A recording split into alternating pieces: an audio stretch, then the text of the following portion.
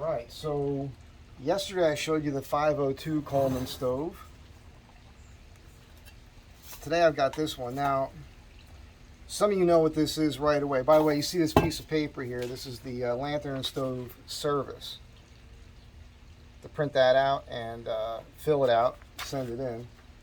55 bucks per stove. I'm not sure if I'll send this one in or not yet. Right here on this is an aluminum canister. It says Coleman, made in the USA, right there on the can. This is that really cool one that everybody loves. I recognized this right away when I saw it as this has got to be the stove, like the World War II stove. And what is it? I think it was the movie From Hell to Eternity with Audie Murphy, where that comes into play. One guy kept his stove and then he gets shot, and one of the newbies had taken the stove off the guy's body, and it was a real problem for his friend. Anyhow, these are really cool. One of my good friends, he was an old guy, he was in his 80s. We all knew him as Carburetor Al back home in New Jersey. He was one of those first people to die from COVID. He was already very ill. He was on oxygen and everything else, and then he got it. And last year, when I was home in Jersey, they asked me to come over and help clean out the house. When I did that, you're just like, take what you want. And so I got a bunch of Al's old stuff, and it's been great. And this was sitting on a shelf in his garage shop with another one. There was two of them. I took both of them, but the other one wasn't in the can. It was just by itself. Didn't have the wrench or anything else. And I gave that to my buddy Thad in Georgia when I was there, who was a scoutmaster for a while. And Thad, he's like me. He can go out and live in the woods, man. I hope he recognizes what he's got there and refurbishes it and finds a can for it. But I'm going to open this thing up and show it off a little bit. So you can cook in these things. They are aluminum. This is the stove. Here's the bottom, and you can see there's a little bit of rust in there. Although this is aluminum, it doesn't rust. It's from the bottom of this. There's a slight bit of rust on the bottom of this thing. I think I'm going to clean that up right now. Some 4/0 steel wool and some WD-40. This does appear to be complete. It has the original wrench, which I'll clean up next. And it does have the funnel attached for filling. It's got the original chain and everything else. It says on it Coleman number 530, made in the USA, and it's the A46. So this is the earliest version after the war. The ones made for the war were I'm pretty sure they were all green, as you would expect. But this is 100% complete, other than, from what I understand, there's about a 4-inch flat steel disc that comes with this for simmering. So as you guys have seen, I'm sure if you're watching this video, you've watched other videos on this. I'm not going to try to get this thing started because I'm pretty sure it probably needs to be serviced. I don't know. I'm going to clean this thing up. I might try it. I might put some this will burn gasoline. This will burn unleaded gasoline and white gas. Who knows what else, you know. Probably get a drunk Russian to pee in it, and it'll probably burn that. So we'll see. But you guys understand how this works. You turn this knob a quarter turn this way. Make sure this is down. Pump it up. Keep your finger on the little hole on the pump. And then I guess you probably keep this off first. Pump it up. Turn this a quarter turn. Light it. I'm watching a lot of people light it. They're always lighting it from the top. It's got little holes here for oxygen underneath. I think I would just stick a match right in there, and this way you're not dealing with the flame jumping up at you. That's just how I would attempt to do it. But that's me not knowing. I never lit one of these things before. Real cool. Let's see if we can show you some of this here. So fuel, use white or leaded gas. So actually leaded, which makes more sense because they didn't have unleaded gas back then. So that might be a problem. Gasoline, white preferably for safety, provide good ventilation. I think that's pretty obvious.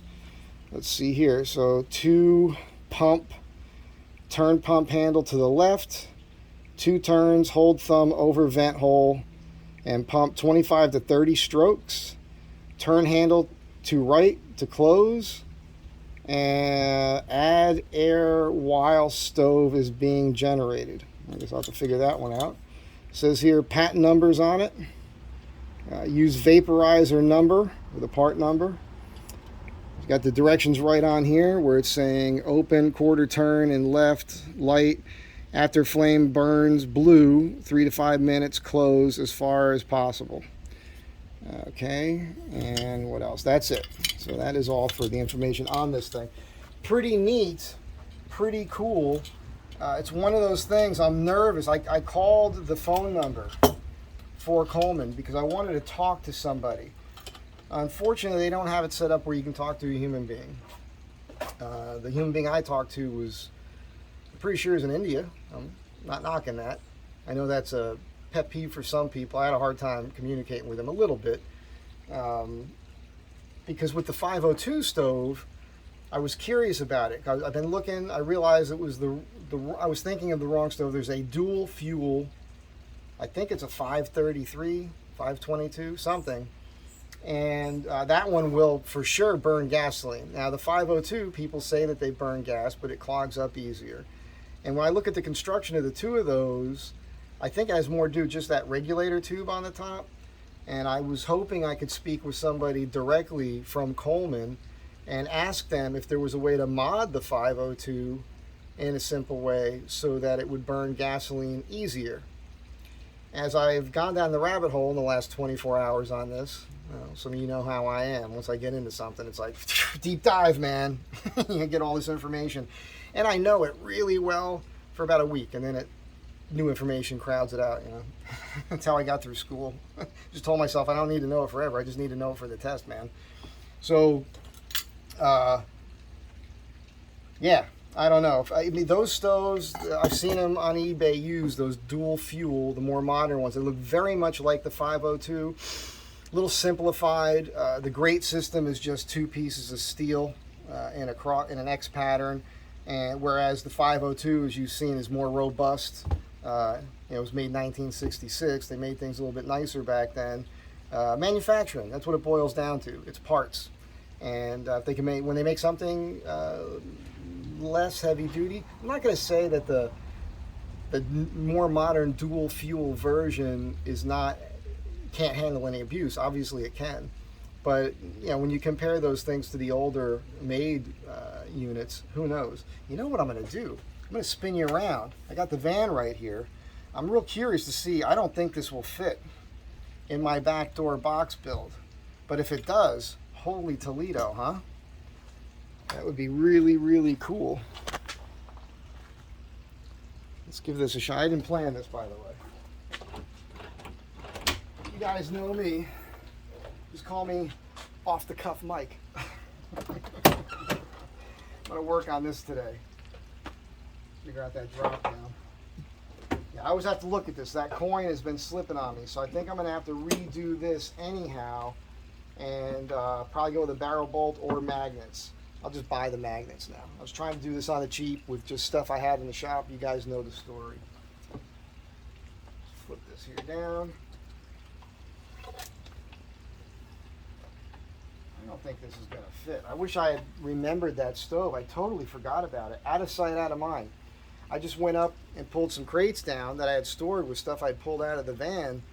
There's just so much stuff in there that I usually bring with me on trips, that I have in the van all the time, that I forget about. Because, again, out of sight, out of mind. This is what I want to get rid of.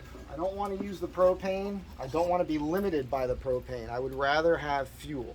And I'd rather have a stove that burns gasoline and white gas, or white fuel, whatever you want to call it. Because as I'm traveling, I'm not relying on this. Plus, these are wasteful. And although you can refill them, it's a little bit of hassle. Yeah, okay, the stove's taller. Oh, man, so close. So close. And I can't rebuild this to work because the bottom of this shelf is right where that bracket comes in, that holds the doors open. You can see how those cans have been wearing this down already, which is good. Let's see something there. I mean, I wouldn't want it to travel that way. I think it should be upright. And I know it's not going to fit in here anywhere, but that's too bad. So I'll figure something out. One of the things I'm going to end up doing with this build, things are shifting. I'm making some changes. I know I'm going off on the rails here. This video should just be about the Coleman 530.